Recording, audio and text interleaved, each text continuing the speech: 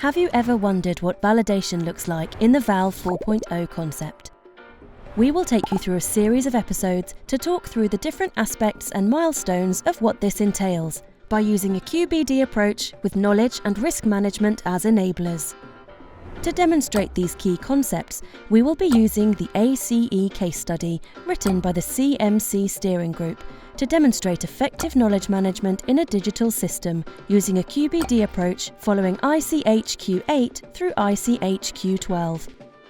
Currently, the integrated approach for risk management with the patient, product and process is introduced retrospectively and reactively, rather than beginning with a risk-based approach.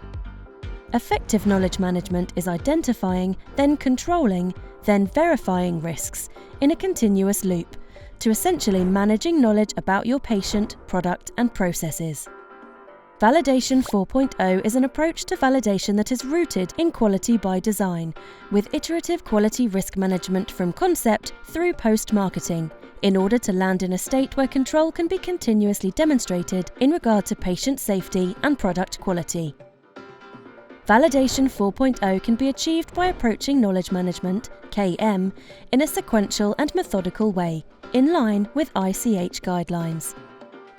Currently, implementing a continuous lifecycle approach to validation is a challenge in the industry due to a lack of a systematic approach as you move through the lifecycle and acquire more knowledge. Managing this data and information with a structured and integrated knowledge and risk management approach allows for quality, safety, and efficacy targets to be met. Let's dive into the case study and look at how, by bringing in information using a holistic approach like quality by design, validation exercises, and ultimately CPV, is made a lot less cumbersome for all stakeholders and all involved.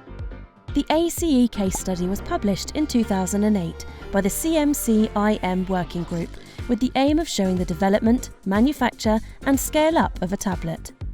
The case study follows a QbD methodology and begins with the end in mind by starting with the target product profile.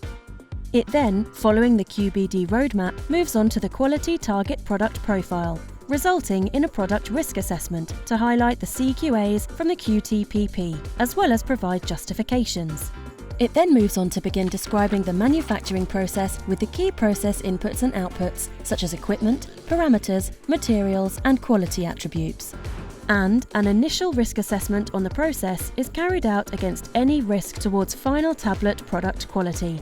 So essentially, the impacts of your CPPs, CMAs, or other in-process attributes on your CQAs. Once everything critical has been identified and justified, a control strategy for requirements critical to tablet quality, safety, and efficacy is assigned and tested for robustness. The culmination of all these risk control activities is essentially the control strategy. Then, validation becomes demonstrating the control strategy is in place and effective. You can do this through the milestones of scale-up in an iterative fashion. Once the control strategy has been validated, the case study highlights how going through these milestones allowed for effective CPV and scale-up of the manufacturing process by using a systematic approach. Let's begin. To begin demonstrating this approach, I will begin with the end in mind by using initial information around the product from the FDA guidelines for an IR tablet. I know my patient has a migraine, and the primary therapeutic aim of these tablets is to treat this migraine. So I need to work backwards from here. But how? By beginning with a TPP and then creating a QTPP.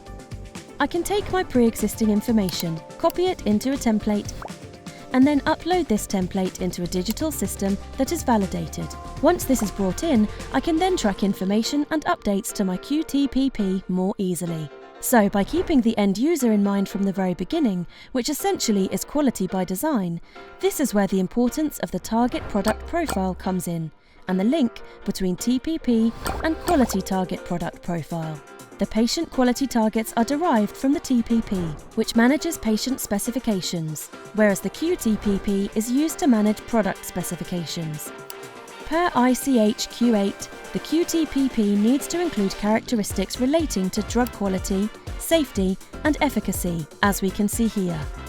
By iteratively approaching this knowledge during the design and development stage, as per ICH Q8, elements of the ICH Q9 are then brought into the mix in order to derive a list of CQAs from the QTPP. By doing this initial risk assessment, the foundation for product and process specifications is created. From here, the product development information feeds into process understanding, so that a process can be defined and built out to meet product and process specifications and assign appropriate control methods to form an overall robust control strategy that keeps attributes within their predefined limits.